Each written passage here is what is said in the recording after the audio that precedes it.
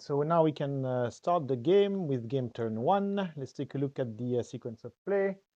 Rally phase, nothing really is going to happen here because there are no units that have been routed and reinforcements have been prepared already to enter for the second division of the 4th Corps. So that's ready. And there is no roll for weather. The weather is automatically missed after the bombardment for the first turn of the scenario. So the only thing we need to do is start the operation phase by selecting which leader card we're going to play first. So for the French, Victor is in range of both of his third and second division's leaders. So we're going to play Victor, so he can activate both leaders at the same time. Victor is going to be selected by the French. For the Allied player is pretty much playing defense here, so he wants to see what's happening before he can react to it. So the Allied player doesn't really want to activate any of his divisions first. The problem is that if he wants to make some big change in his line, he's going to have to assign orders to his brigade and division leaders. Right now, there are no orders on the map for the Allied player, so we need to do something about that. The first thing we need to do is probably to assign some order to the cavalry unit under pain that is currently being split between the center of the line and the left flank, in case the French cavalry is moving to threaten that flank. So what we're going to do is we're going to play Wellesley as the first card for the Allied. In this case, the initiative contest is going to be Wellesley wins, and he's going to say, okay, fine, I don't need to activate first, so we'll let Victor activate first. So Victor is the first one to activate. So Victor actually is going to activate. The first thing he's going to do is check the range to his subordinates. So we have Vilat here, that's 1, 2, 3, 4, range 3 here. And we have Lapis here, that is 1, 2, 3, 4, 5. So it's within the 6 hex command range of Victor. Now, the only one that has an order is him. So right now, this one would not be able to have his units move past his command range. But we're going to activate him nonetheless. Okay, so we are going to add Vilat and Lapis to the activation deck because they activate too. And we're going to start by activating a Vilat. Now, all the units here are 1, 2, 3 are in command, so they can all move, but they have to stay within his command range, which is 3 hexes.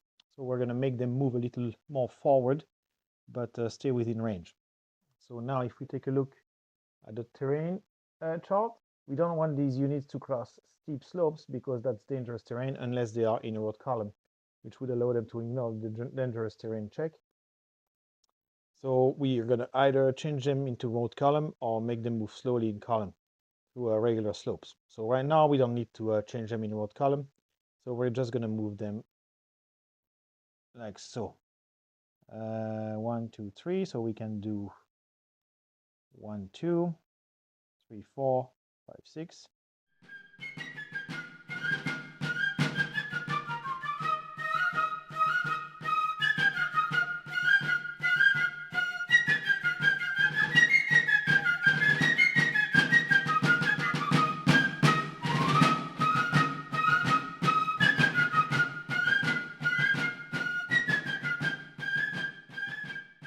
Okay, so that ends Vilat's activation.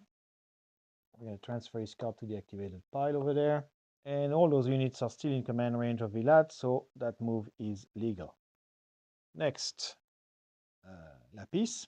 Lapis is going to start his assault on the center of the British line. So we're going to move Lapis first so that we can determine command range for every unit that moves afterwards. 1, 2, 3. He's getting closer to his objective marker that's up there on the Terra de Medellin in the north, in the top part of the map. Now, those units here are in line, those are in column. So let's see what we can do. In line, it would be 2, 4, 7. So that's enough. So we're going to do 2, 4, 7. So we enter the reaction zone of those two skirmishers. So the British player, the Allied player, will request a skirmish check. So the skirmish check, as we see here, the skirmish value modifiers, we have 3 with a rifle unit here and 2. So that's going to be a -1 for the French. So -1, so I have to roll a 5 or less to pass the check.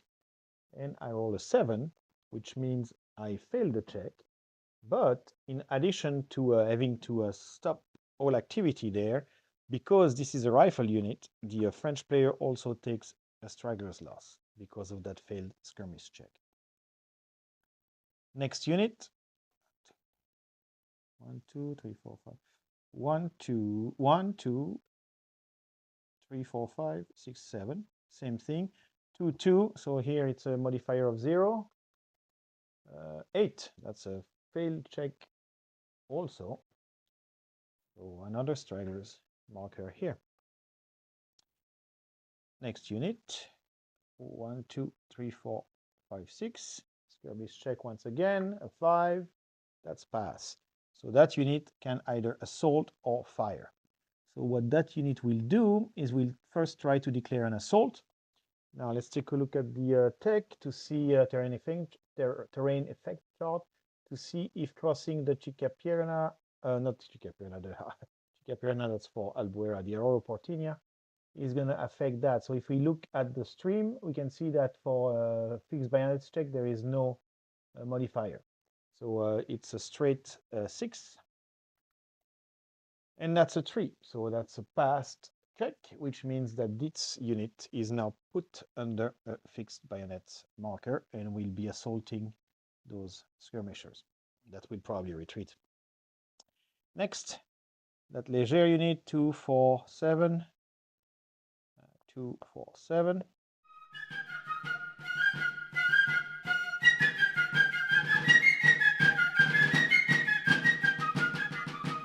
And that ends the activation phase for Pilat. Okay, the last thing we can do is activate Victor and move him. So we have multiple options. We could move him towards those units here to try to attempt to help them reform. We could keep him in range of his subordinates to let them activate with him. Or we can move him to the depot X here to meet Joseph when Joseph comes out of the off-map box, so he can get an order for Vilat and his other division so they can actually start moving. So that's what we're going to do. We're going to move Victor all the way here. 1, 2, 3, 4, 5, 6, 7, 8. And he's going to stay here and wait for Joseph to come and give him an order. Okay, next we are going to move those 3 leaders that have activated to the activated pile. They are done. And now Wellesley ends up at the top of the activation deck, which means the French player has to select another leader to activate. Not much he can do with no orders, so we're going to activate Laval, which is going to enter as a reinforcement. Wellesley is going to let him do it, so Laval is going to be the next to activate. All right, so Laval is a reinforcement. The French player has to select which road he's going to use. There are two Pepino depot entry X's, and the first division and second division have to each use a different X to enter. So we can either select this one or this one for the second division. We're going to select historically and select this one to start attacking the junction between the Spanish and British army here. So we're going to enter those units in road column. The first one here has 4 steps. So we're going to have 1, 2, 3, 4,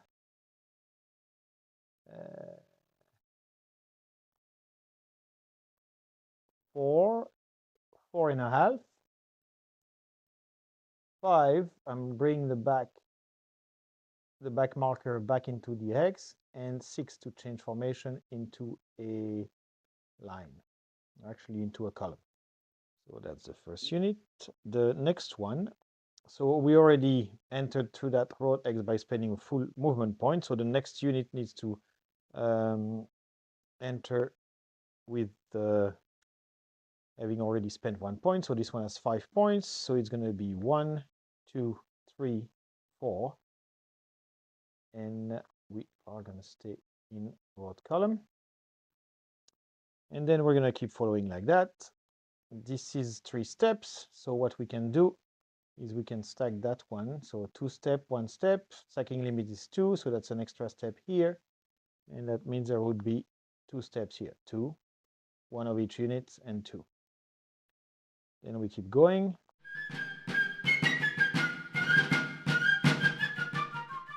So as you can see, we still have a few units to enter. The artillery and the Polish brigade that was actually from the 3rd division, but that was detached to and attached to this 2nd division, and then the Darmstadt regiment. So we are going to keep those for later, and they will enter on turn 2. So that completes Laval's activation. Laval goes on the activated pile. Same as before, Wellesley is on top. The French have to select a leader. Well, let's select Senarmont. Senarmont will be able to activate his artillery. However, because the first game turn is misty, the visibility is reduced to 4 hexes. So Senarmont with his artillery is not going to be able to do much because 1, 2, 3, 4. This is the limit of vision that he has because of all the smoke generated by the bombardment. So those units are not going to be able to do anything. So except for changing orientation, but they're going to stay like this right now. Nothing can be done. So Senarmont is basically spending his activation idle. So he goes also on the activated pile. Next, we finally have the choice between Merlin and Ruffin. We can activate Ruffin and see what he can do on the right flank. So Ruffin is here. He also has no order right now. So the only thing he could do is maybe advance his units a little bit.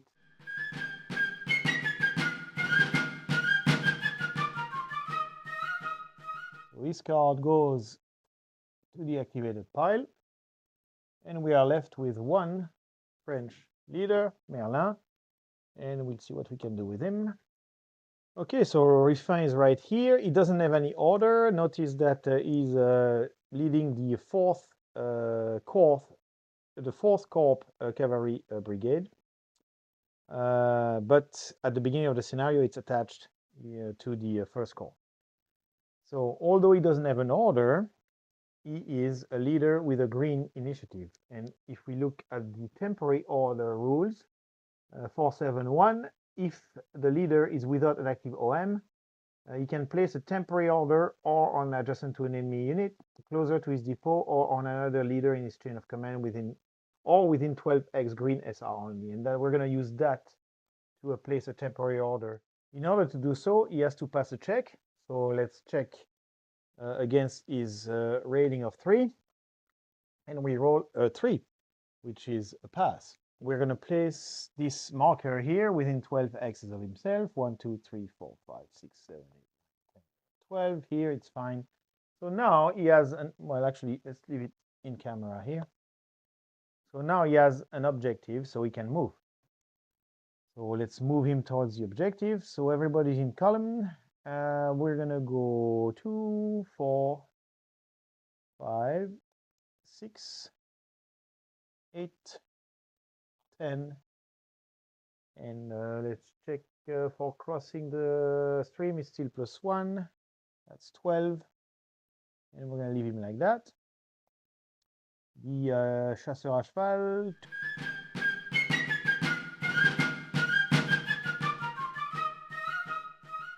And finally the artillery.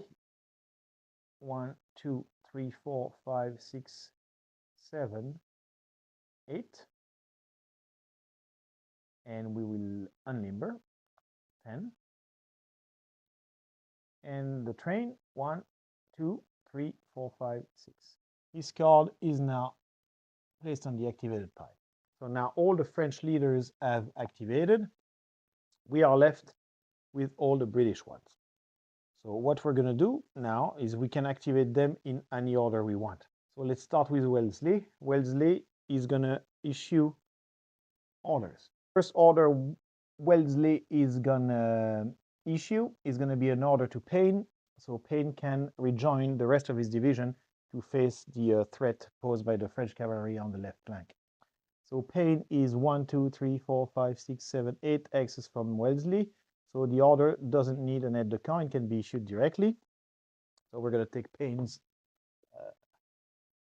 objective marker and we're going to put it right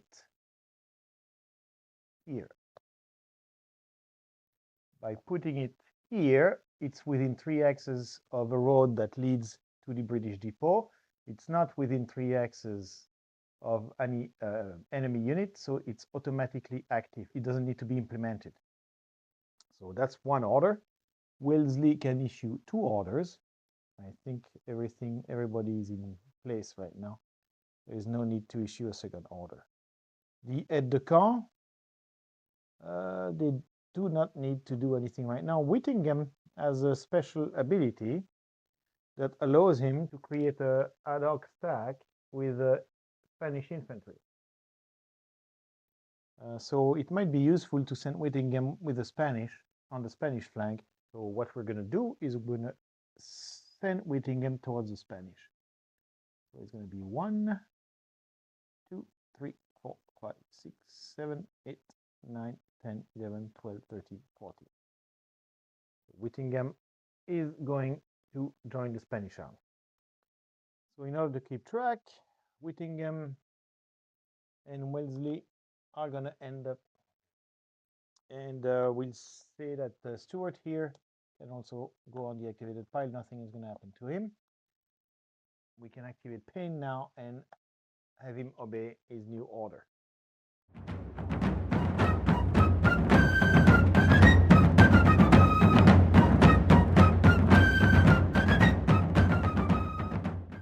Next one, we'll select Hill. Hill has not much to do. The artillery here has no one in range to fire at, and the location of his troops are fine, so Hill is going to activate and be done. Mackenzie, same thing, he's going to leave his troops where they are. Campbell will also not do anything, and we are left with Sherbrooke. Okay, so Sherbrooke's troops, what are they going to do? Everybody is in command. The extended line allows for those units to be in command.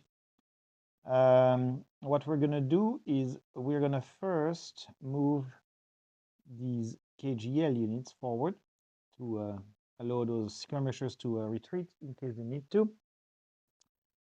We're going to move this one forward also. And this extended line should be placed like so. And we are gonna move this one sideways so that the line is not broken and everybody can stay in command. Then we'll move that KGL units here, leave the gap, and those are fine. Now, this skirmisher unit here cannot really do anything because they can only react by asking for a skirmish check. They cannot really fire unless they change into line. They cannot assault.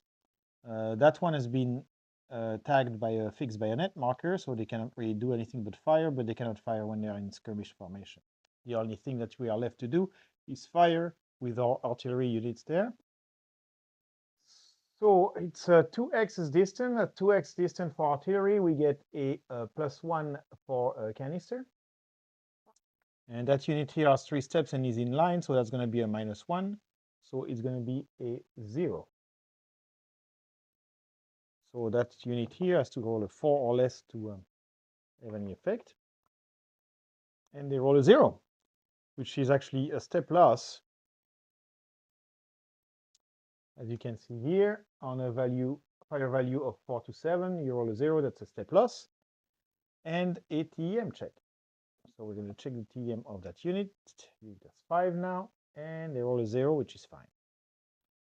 Ammunition spend, we roll a 2, so ammo is okay.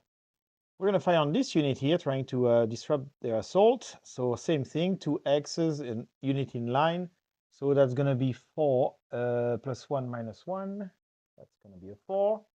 And we roll a 9. 9, that's not good, but that allows us to draw a card for the British. Accurate aim. Play this card after rolling to resolve a fire tag. Treat the roll as a TM check plus straggler. So we actually can use that card right away. We're going to use it right away and return it to the special event deck and reshuffle the deck. And transform that miss into a hit, which is going to be a stragglers plus TM. So let's check the TM of that unit here. That's a 6. And we roll a 7, and the unit is now disordered. Now, although it is disordered, it still has to continue with its assault. Let's check the ammo depletion for that artillery unit. 4, no depletion. So the artillery managed to disrupt the assault of the French infantry there. And that ends Sherbrooke's activation. Pile, we are now left with all the Spanish commanders.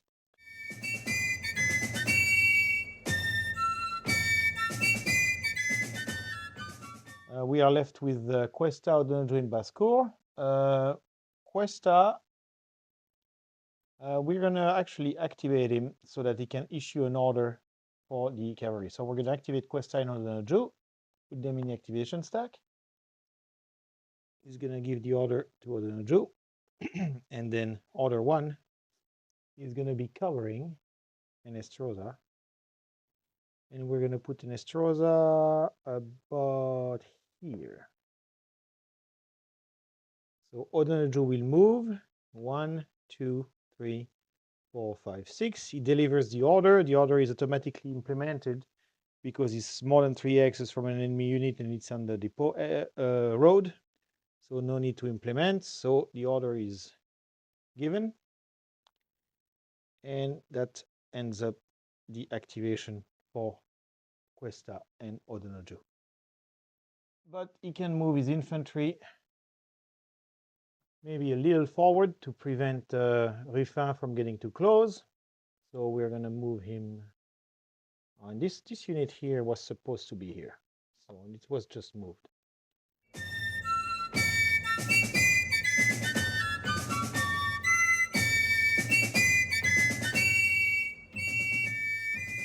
Let's take a look at the sequence of play. The next phase is the art of play phase. So let's take a look at what's in the art of play deck.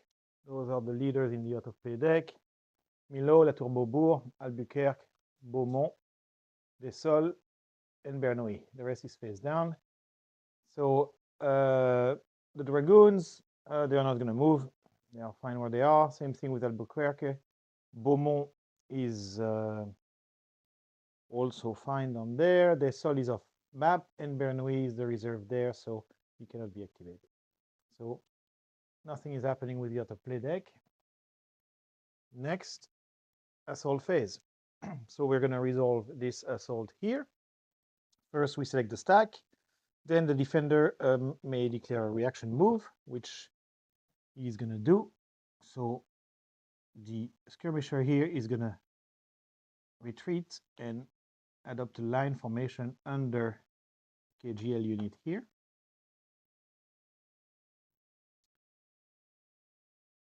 So the assaulting unit has to advance into the vacated X, which it does. So, and has to select a new target for the assault. Decide to attack one of the 2 targets here. We're deciding to attack the artillery. So the artillery unit is going to have to take a TEM check. They are upslope. Being at slope means that they can add to their 1 to their TEM, so that's going to be an 8. And that's a 2, so it's a pass. So now we have to resolve the melee. The attacking unit is disordered, so it's divided by 2. So we have 3 steps here divided by 2. That's 1.5 step against 1 step of our artillery. If we take a look At the melee table, that's 3 against 2. So let's roll on a 3 against 2 straight. That's a 3. So 3 against 2, 3. It's going to be DD, this defender disorders. Results in the unit being sent into the routed unit box if it's not spiked.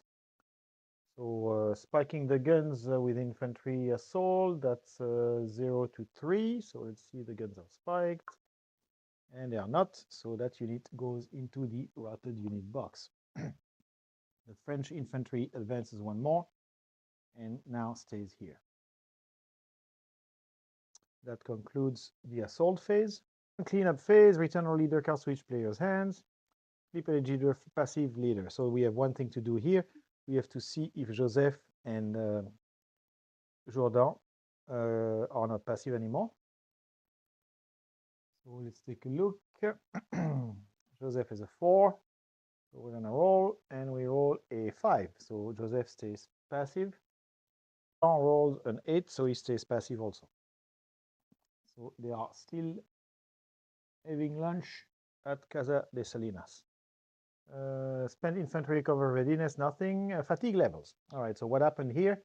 There was no fire, no infantry fire, no charge. The only thing that happened was an assault against a unit of the 1st division.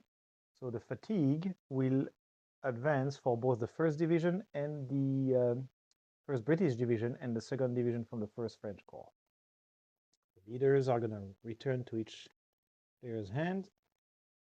Remove completed OM, nothing. Cohesion levels, nothing. Check for victory, advance hour and minute marker. So the next turn will be the 2:45 turn. And this marks the end of the first turn from Scenario 3 from Talavera. We are going to try to keep playing the game and put out more videos, but it's going to depend on our schedule. It's pretty heavy lately. So we do not promise anything. But thank you for watching, and we see you next time. Bye-bye.